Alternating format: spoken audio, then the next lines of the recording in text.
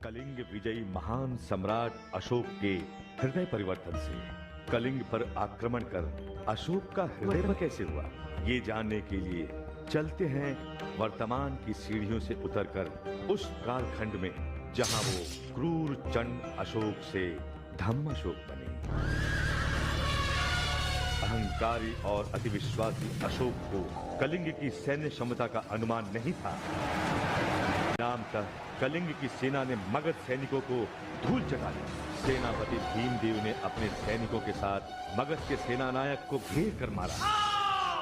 शत विशत अवस्था में सेनानायक को भीमदेव ने कलिंग राज का चुनौती भरा पत्र देकर मगध भेज दिया, जिसमें सुगत्र को किसी भी मूल्य पर न लौटाने और शरणागत की रक्षा में सर्वस्व बलिदान कर देने की बात लिखी थी। पराजित सेनानायक की दुर्दशा में कलिंग राज के अपमानजनक पत्र ने अशोक की क्रोधाग्नि में घी का काम किया और 4 लाख सैनिकों, घोड़ों और हाथियों के साथ उसने कर दिया कलिंग पर आक्रमण।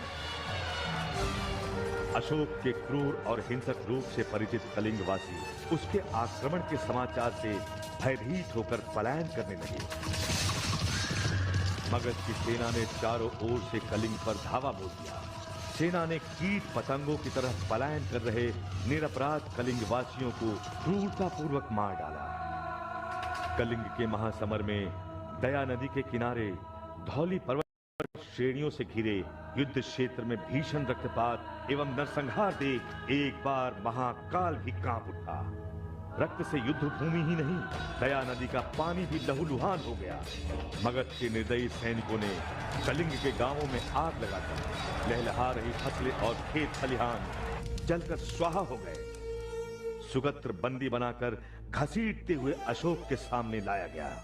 अशोक ने विद्रोही भाई सुगत्र को नृशंसता पूर्वक मार डाला। मात्र एक राज अपराधी को शरण देने का परिणाम सारे कलिंग को भुगतना पड़ा।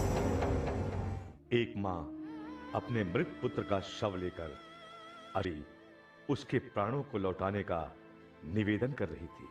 किंग कर्तव्य विमूढ़ खड़ा सम्राट अशोक मां की ममता और कोमल भावनाओं से पराजित हो गया। शोकमय अशोक शीघ्रता से घोड़े के पास पहुंचा और चढ़ने के लिए पांव उठाया। अरे, अशोक का पांव पकड़े ये जर्जर बूढ़ा क्या कह रहा है? राजा, मेरे कुल कुटुंब सब मारे गए, मेरा संसार में कोई नहीं रहा। मैं आपसे मृत्यु मांगने आया हूं। मुझे मृत्यु दे दो महाराज, मृत्यु दे दो। अरे ये क्या? सामने शस्त्र उठाए हुए कलिंग की ये विधवाएं क्यों चली आ रही हैं? आगे बढ़ो अशोक, ये अबलाएं हैं, आपके सामने एक क्षण भी नहीं ठहर पाएंगी। पर क्या विश्व विजयी सम्राट अशोक अब स्त्रियों से युद्ध करेगा? अस्त्र शस्त्रों से युक्त कलिंग की हजारों विधवाएं अशोक को युद्ध की चुनौती दे रही थी। युद्ध का यह भयावह परिणाम देख अशोक का दिल दहल गया और उसने अपने घोड़े को नगर की ओर मोड़ लिया। युद्ध क्षेत्र की सारी ध्वनियां उसका पीछा कर रही थी।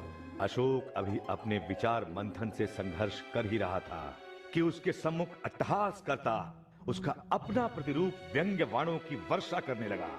विश्व विजयी चक्रवर्ती सम्राट अशोक, कलिंग विजय का विजयोत्सव मनाओ। सुन रहे हो ना, विधवा स्त्रियों के अनाथ हुए बच्चों का रुदन, ये तुम्हारा विजय गान है अशोक, विजय गान। तुम अभी जीते नहीं हो, तुम्हें मुझसे युद्ध करना होगा। हाँ, तुम्हारी मुझ पर विजय ही तुम्हारे जीवन की सबसे बड़ी विजय होगी। आगे बढ़ो, युद्ध करो अशोक।